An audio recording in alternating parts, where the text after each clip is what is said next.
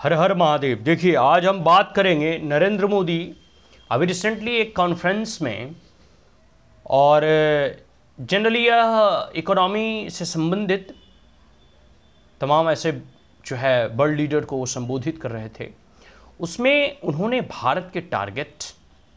और भारत में अभी ईज ऑफ डूइंग बिजनेसेस के क्षेत्र में, या फिर अब तक नरेंद्र मोदी सरकार के द्वारा कितने ऐसे स्टेप्स और कदम उठाए गए हैं जो भारत में, जो कल तक बिजनेस को लेकर एक फियर था लोगों के मन में, इन्वेस्टर्स के मन में, बिजनेसमैन के मन में,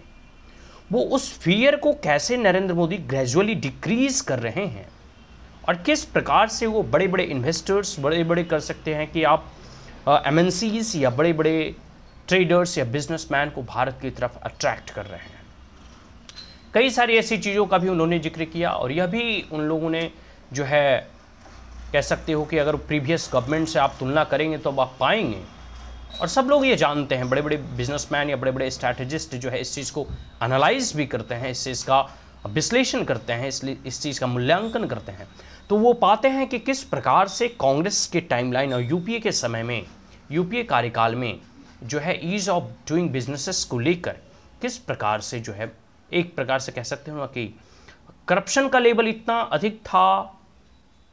कई जगह जो है क्लियरेंस लेने पड़ते थे, सिंगल विंडो सिस्टम कुछ नहीं था, सरकार जो है उतनी सजग नहीं थी, जिसके कारण भारत में जो है उतने बड़े बड़े इन्वेस्टर्स अट्रैक्ट नहीं होते थे। लेकिन आपको पता है कि भारत इतना बड़ा मार्केट है जिसमें कि अगर कोई भी उत्पादन आप बनाते हैं तो भारत में उसे आसानी से सेल किया जा सकता है। लेकिन वो जो माहौल था करप्शन का, तो स्वाभाविक सी बात है, करप्शन का अगर माहौल रहेगा,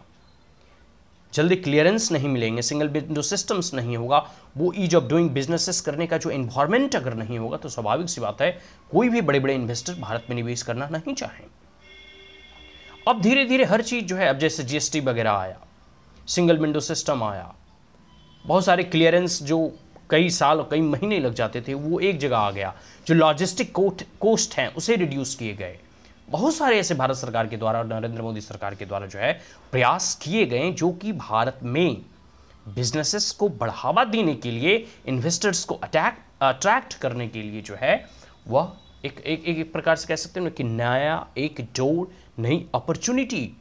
की जो है तरह दुनिया भारत को देख रही है। तो आने वाले समय में देखिए,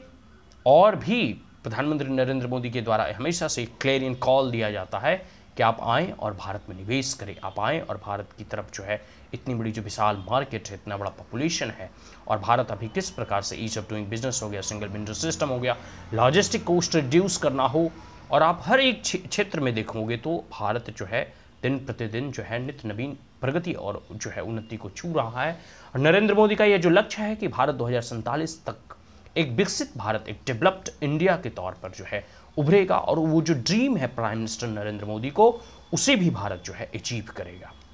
जय हिंद।